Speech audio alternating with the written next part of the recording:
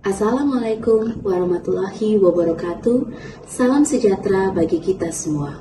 Om Swastiastu, Namo Buddhaya, salam kebajikan. Perkenalkan, saya Elda Kristelwenu, dosen tetap pada program studi pendidikan bahasa Jerman, Fakultas Keguruan dan Ilmu Pendidikan Universitas Pattimura. Pada kesempatan ini, saya akan menyampaikan pernyataan diri dalam rangka unjuk kerja Tridharma Perguruan Tinggi, khususnya di bidang pengajaran. Video ini saya buat sebagai bagian dari dokumentasi praktik pembelajaran mata kuliah Strukturen und Wortschatz zur Grundstufe dengan kode mata kuliah PBJ 213 yang diampu oleh saya untuk mahasiswa semester 1 program studi pendidikan bahasa Jerman. Tujuan pembuatan video ini adalah untuk menunjukkan bagaimana proses pembelajaran dirancang, dilaksanakan, dan dievaluasi secara utuh dalam rangka pencapaian-capaian pembelajaran program studi. Mata kuliah ini merupakan mata kuliah bersyarat dengan bobot 2 SKS yang dirancang untuk membekali mahasiswa dengan kompetensi kebahasaan dasar dalam bahasa Jerman. Selain itu, mata kuliah ini diarahkan pada upaya memaksimalkan kemampuan mahasiswa dalam memahami dan menggunakan kaidah-kaidah tata bahasa dasar dalam bahasa Jerman pada tingkat dasar yang disertai dengan penguasaan atas sejumlah kosakata dasar dalam bahasa Jerman yang dapat digunakan dalam berbagai konteks kegiatan secara produktif. Capaian pembelajaran lulusan atau CPL yang ingin dicapai melalui mata kuliah ini adalah untuk mahasiswa mampu menguasai konsep, keterampilan, dan unsur kebahasaan dalam bahasa Jerman dari level dasar hingga lanjutan sebagai dasar atau fondasi untuk kemampuan komunikatif dan pedagogis mereka di masa depan. Adapun beberapa CPMK atau capaian pembelajaran mata kuliah yang tertera dalam RPS dalam mata kuliah ini terdiri dari 8 CPMK. Berikut adalah 8 CPMK tersebut.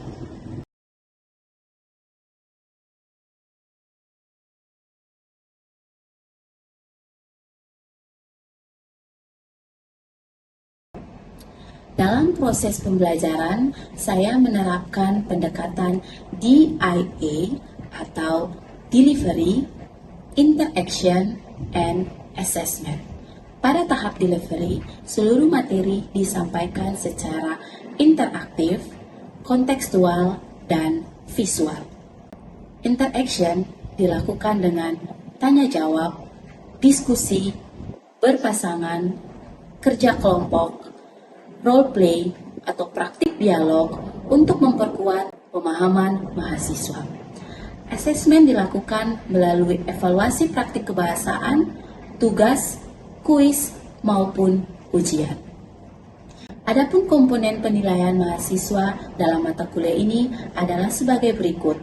Praktik kebahasaan berjumlah 20%, partisipasi kelas 10%, tugas individu dan atau kelompok 10%, UTS 25%, dan UAS 35%. Luaran dari mata kuliah ini adalah kumpulan dialog berkontekstual berbahasa Jerman yang menunjukkan kemampuan mahasiswa dalam menggunakan struktur dan kosakata level dasar secara aktif. Berikut ini adalah cuplikan proses pembelajaran di kelas yang menampilkan mahasiswa semester 1 saat sedang berlatih atau belajar imperatif Satz atau kalimat perintah dalam bahasa Jerman. Selamat menyaksikan. Guten Morgen, liebe Studenten. Wie geht's euch? Apa kabarnya hari ini? Oke, super. Estoy bien, sehr gut. Ya, saya juga kabar baik. Hari ini semuanya hadir? Semuanya hadir kan? Oh, saya tidak hadir. Dia memberitahu Eric. Oke, jadi nanti tolong tulis absennya Sian sakit ya. Oke, good. Undang, yes, Manuel Paiter. Hari ini kita akan melanjutkan pertemuan kita dari yang minggu lalu. Masih ingat ya semuanya? Minggu lalu kita bahas tentang apa di mata kuliah struktural urban struktur ini. Kemarin itu pertemuan berapa? Materinya tentang apa? Nomen. Apa lagi? Artikel water, wasno. Artikel water kasus apa? Baik, berarti Anda semua masih mengingat materi untuk pertemuan sebelumnya. Dan hari ini kita akan melanjutkan pada materi yang berikut untuk pertemuan ke-6. Namun sebelum kita mulai, saya mempersilahkan satu orang dulu untuk maju memimpin doa supaya semua pelajaran di hari ini berjalan dengan baik. Ketua kelas, Tere, oke, dipersilakan. Abi. Oke, terima kasih Tere dan Kishin. Also, jetzt machen wir weiter. Selanjutnya kita lanjut. Video untuk semuanya lihat, boleh dicatat apa yang didengarkan, apa yang dibaca, kemudian kira-kira bisa menerka. Ini nih video bicara tentang apa sih, apa saja yang dilakukan oleh orang-orang yang was machen die Leute. So, hören Sie gut zu, ya, und dann notieren Sie die wichtigen Worte, ya. Dengarkan baik-baik dan catat kata-kata penting yang kalian dengarkan. Gut, kommt dann nach vorne und stellen es ab. Können wir jetzt in die Pause gehen, Frau Graber? Ja, gehen wir in die Pause. Oke, so was habt ihr gehört? Apa yang kalian dengarkan dan apa yang kalian catat? Kalian bisa menjawab? Bedel? Warga Kinder, Tere.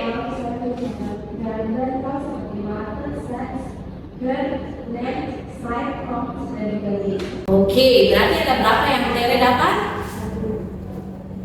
7. Ada 7 kata kerja. Lalu kira-kira was macht die Leute? Wo sind die Leute? Mana nih orang-orangnya? Konteksnya ada di mana? Di kelas, di kelas, di dalam kelas. Lalu itu ibu guru bikin apa dari tadi buat anak-anaknya? Memberi perintah. Seperti apa? Kalau bahasa Jerman salah satunya. Ya, Water Kinder. Berarti hari ini Anda sudah bisa tahu bahwa kita akan belajar tentang struktur dan gramatik dengan tema imperatif Satz. Benar, ya. Good. Ya, jadi saya akan menjelaskan dulu tujuan awal dari mata kuliah ini, di mana mata kuliah ini memiliki 8 CPNK dan untuk pertemuan hari ini kita mengambil CPNK-nya yaitu memahami imperatif Satz dan menggunakannya. Sehingga tujuan akhir yang Anda sekalian akan capai yaitu memahami dan membentuk kalimat perintah dalam bahasa Jerman serta menggunakannya dalam konteks kehidupan sehari-hari secara lisan maupun tulisan. Oke, versteht ihr? Dapat dipahami? Good. Dan mengambil weiter. Was bedeutet imperatif Satz? Apa itu pengertian dari imperatif Satz? Tadi di awal kita sudah menyebutkan bahwa itu adalah sebuah kalimat perintah. Oke, di sini wir benutzen der Imperativ für Befehle, Rechtslegen und Bitten. Was ist Befehle? Was ist Rechtslegen und was ist Bitten? Kalau lo menerka-nerka, ya, Befehle itu apa? Kalau ada kalimat perintah, berarti Befehle bahasa Indonesianya perintah, ya. Rechtslegen dari kata apa kalian tahu? Rechtslegen ini plural atau singular? Plural. Singularnya Ratslach. Bahasa Indonesianya? Bibita Muni? Nasihat. Yang lain ada apa? Kevin kenal saran, nasihat dan saran. Lalu ada bitter. Pas sudah ingat bitter? Permintaan atau permohonan. Nah, kalimat perintah ini dalam bahasa Jerman digunakan untuk 3 fungsi atau situasi seperti kalimat perintah, seperti memberikan saran, ya, atau nasihat, atau juga memohon. Ya, oke. Es gibt informelle und formelle Imperativformen. Jadi ada bentuk-bentuk imperatif yang perlu Anda semua ketahui, yaitu dia ada dalam bentuk formal dan bentuk informal. Bagaimana bentuknya? Langsung saja. Ya, jadi ini adalah imperatif formen, ya. Es gibt singular, plural, für informel, ya. Ada untuk bentuk yang singular, ya. Ada yang bentuk plural atau bentuknya jamak. Itu untuk siapa? Subjek, subjeknya, ya. Kemudian ada yang formel. Formel itu berarti yang bagaimana menurut Anda? Sopan, ya. Penggunaannya seperti contoh di samping. Sprechen Sie nach, ya. Geh nach Hause. Geh nach Hause. Geht nach Hause. Geht nach Hause. Gehen Sie nach Hause. Gehen Sie nach Hause. Good. Jadi bagaimana itu perbedaannya? Ada yang bisa memberi kesimpulan tidak untuk tabel yang di atas? Kalau bentuk informalnya untuk singular, dia kata dasarnya apa? Kata kerjanya apa? Genau, gehen. Und dann kalau geh nach Hause berarti itu informel. Informel konteksnya berarti berbicara dengan sebaya, berbicara dengan teman, berbicara dengan siapa lagi? Orang yang sudah kenal. Oke. Kalau formal berarti penggunaannya kepada orang yang lebih tua. Nah, perbedaannya sekarang di mana? Ada di dalam kata kerja. Oke. Lalu der Imperativ steht für informelle Anrede in der zweiten Person du und ihr und für die formale Variante mit sie in der dritten Person plural. Berarti ada 3 personal pronomen kan? Apa-apa saja? Du, ihr, sie. Richtig. Lalu ini untuk informel, lalu ini untuk formel. Tips yang berikut harus memperhatikan kata kerja. Ada pertanyaan? Jelas sampai di sini? Habt ihr Fragen? Keine Fragen. So, mana yang fire?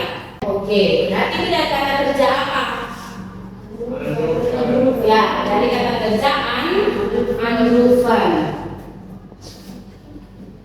Oke, dia pakai formal apa? Atau informel?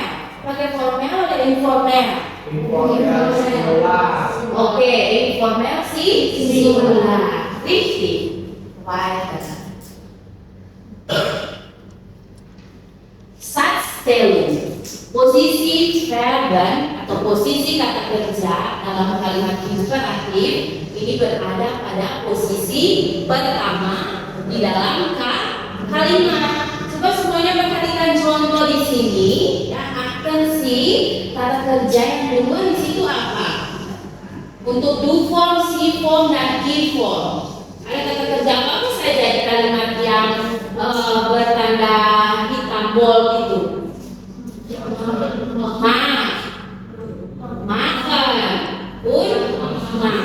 ya. Jadi itu diawali oleh kata kerja. Kemudian selanjutnya dengan kata keterangan. Dan zum Beispiel, Lisa, lies mal bitte die erste Satz. Du machst ein Foto von mir. Und dann kita bilden Sie bitte den Satz in Imperativ. Mach bitte ein Foto von mir. Ja, mach bitte ein Foto mir. Und dann weiter, Kevin. Sie machen Sport. Gut, weiter, Molly. Machen Sie Sport. Machen Sie Sport. Weiter, Bella. Ich mach die Hausaufgaben. Und Rasha. Mach bitte die Hausaufgaben. Gut, mach bitte die Hausaufgaben. Sampai di sini ada pertanyaan tidak? Berarti kesimpulannya, kalau untuk do for berarti kata kerjanya maklai. Jadinya seperti apa? Tidak ada akhiran. Berarti hanya ada tambahan kata T. Ya, untuk inform dan untuk si for menjadi infinitif. Kembali lagi ke kata kerja yang pertama menjadi paham? Habt ihr verstanden? Ada pertanyaan atau tidak? Cukup jelas? Oke, mari kita baca. Nah, untuk penggunaannya di dalam situasi tertentu, tadi sudah disampaikan ada Befehl, ada Ratschlag, dan ada Bitte. Contoh untuk Befehl, komm vorbei, bring den Müll weg, hören Sie gut zu. Untuk Ratschlag, geh doch mal zum Arzt. Ya, untuk Bitte, komm bitte vorbei. Di situ ada kata-kata penambahan ya, untuk mempertegas mana yang Befehl, mana yang Ratschlag, dan mana yang Bitte. Coba siapa yang bisa bilang kalau untuk Ratschlag ada tambahan kata apa untuk mempertegas bahwa kalimat ini merupakan kalimat saran? Di layar ada kata genau Bill, doch, richtig. Lalu untuk yang Bitte ada kata penegasan apa? Bitte berarti sesuatu untuk mempertegas sebuah kalimat permohonan. Sedangkan kalau untuk Befehl, perintah kan secara direct, ya berarti tidak perlu ada tambahan apa penegasan apa, langsung saja secara direct. Dan machen Sie bitte eine kleine Übung, ya, also ich habe hier ya 5 Karten, saya punya 5 kartu. Tugasnya adalah Anda harus memilih, saya kasih secara acak saja sesuai warna baju. Yang kuning, oke. Pegang kalimat yang sudah ada oleh masing-masing, lalu kita harus kleben ya auf die Tafel, tempel di sini dan contohkan kira-kira kalimat yang Anda dapat itu dia masuk di bagian apa. Bitte, sekarang silakan klik bitte an die Tafel.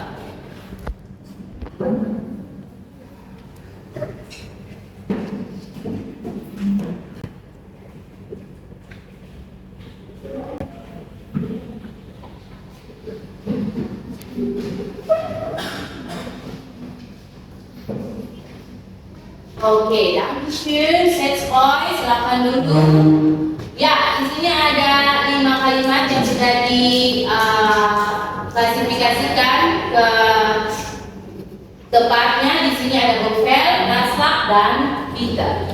Erster Satz, mach das Fenster zu. Richtig, die Befehl? Ya, richtig ya, karena itu merupakan kalimat perintah. Wie heißt das auf Indonesisch? Apa bahasa Indonesianya? Mach das Fenster zu. Ya, tutup jendela. Richtig. Geh doch nach Hause.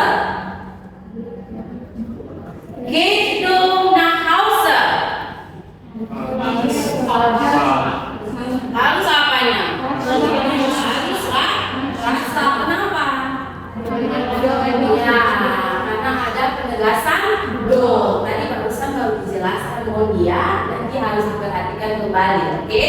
Jadi dia masuk ke dalam Ratslav. Geht nach Hause. Jadi itu masuk dalam ada penegasan kata bitte. Berarti Anda semua sudah bisa paham ya sejauh ini?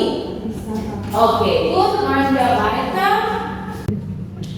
So, kommen wir in der Aufgabe 1 ya. Jadi ini Anda punya tugas sekarang. Saya akan membagi Anda berdua-duaan ya. Di Partnerarbeit kalian bisa bekerja berduaan. Di sini saya punya kalimat zu zweit, machen Sie bitte zu zweit. Oke, zu zweit bitte. Berdua. Zu zweit. Akan Sie bitte hier, perhatikan dulu di depan bahwa di sini ada contoh. Die Kinder machen ihre Hausaufgaben nicht. Itu konteksnya, situasinya. Maka Anda harus membuat kalimat imperatif. Macht eure Hausaufgaben. Bisa? Anda punya waktu 1 menit untuk bekerja.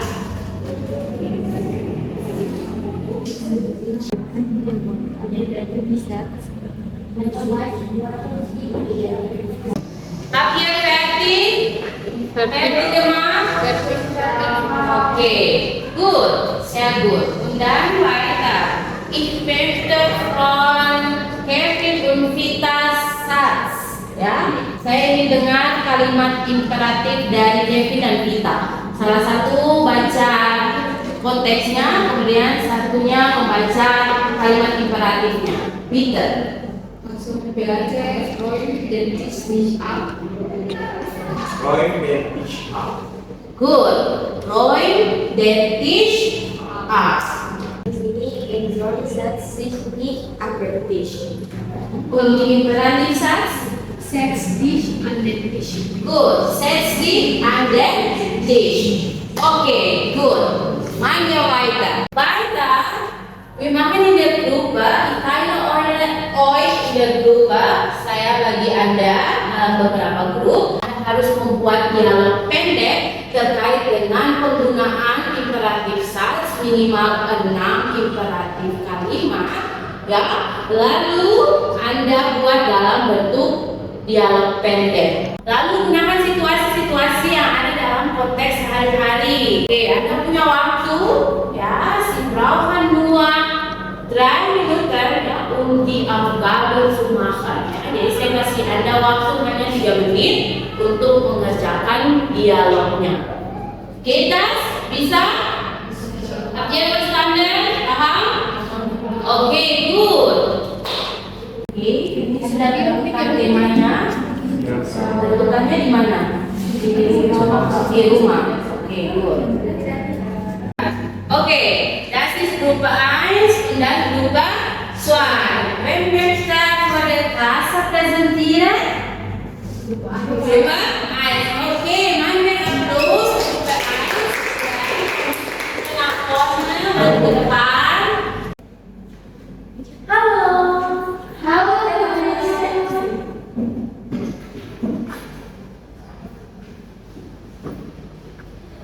Entschuldigung, geben Sie mir die Speisekarte. In Ordnung, warten Sie bitte. Guck mal, sieht lecker aus. Ja, was möchten wir essen? Bestellt doch etwas.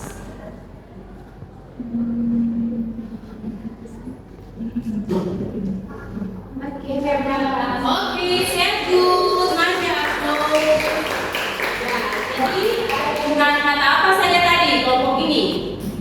Geben Sie mir die Speisekarte. Genau, geben Sie mir die Speisekarte. Pakai formal apa? Informel oder formel? Formel. Oke, mari wir Applaus bersama.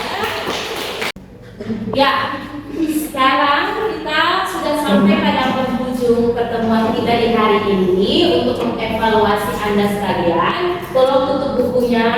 Lalu kita akan masuk dalam permainan atau kuis terkait dengan imperatif Satz. Oke, di sini escape ya, 10 participan, ada 10 peserta.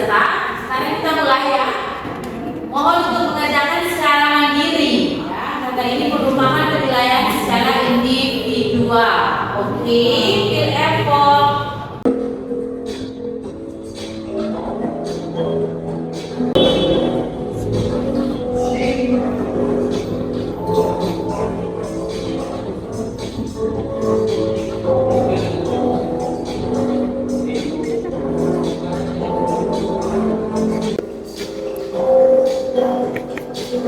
Selesai? Baik, di sini kita sudah ada ukurannya, ya, yang bisa dengan kecepatan, dengan menjawab yang benar.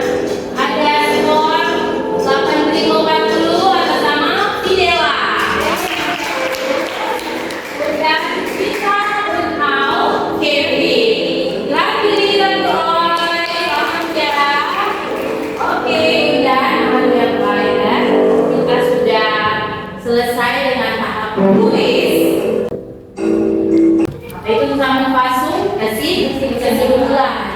Apa yang Anda dapati selama pelajaran hari ini? Anda belajar tentang apa saja? Ada yang bisa menyimpulkan? Satu orang, the obiter, angkat tangan, tele, oke, petition. Sikal hari ini kita sudah belajar terkait dengan lingkungan besar, di mana dia terbagi menjadi dua form atau bentuk, yaitu informal dan juga formal. Nah, nanti masing-masingnya itu akan diintegrasi dan verbalnya itu menjadi hal yang perlu diperhatikan. Kalau misalnya bentuk untuk yang informal singular itu dia tidak ada hubungan, sedangkan untuk it atau untuk yang plural itu ada t, dan bentuk-bentuk yang terakhir yaitu bentuk yang sopan atau formal itu kita pakai bentuk infinitif, yaitu belakangnya ada hubungan ya. Oke, saya buat tanda applause. Itu kesimpulan hal-hal yang sudah Anda pelajari hari ini. Untuk minggu depan, ya, tugasnya adalah silakan Anda menggunakan kalimat imperatif such di dalam sebuah teks, ya. Teksnya di sini merupakan tugas upload aktivitas sehari-hari Anda. Lalu Anda menceritakan menggunakan kalimat imperatif such. Anda bisa buat dalam bentuk teks secara tertulis. Apakah ada pertanyaan terkait dengan tugas minggu depan? Kalau tidak ada minimal kalimatnya sudah berbanyak. Oh, egal. Ya, jadi sekitar 350 kata. Ya. Oke. Jadi tidak usah terlalu panjang, tapi jangan juga terlalu pendek. Ya. Oke, Universitas Frages sekalian, ada lagi yang mau bertanya? Oke, kalau tidak ada lagi, ya, kita cukup untuk hari ini. Ya, vielen Dank für heute. Terima kasih. Bis nächstes Mal und auf Wiedersehen.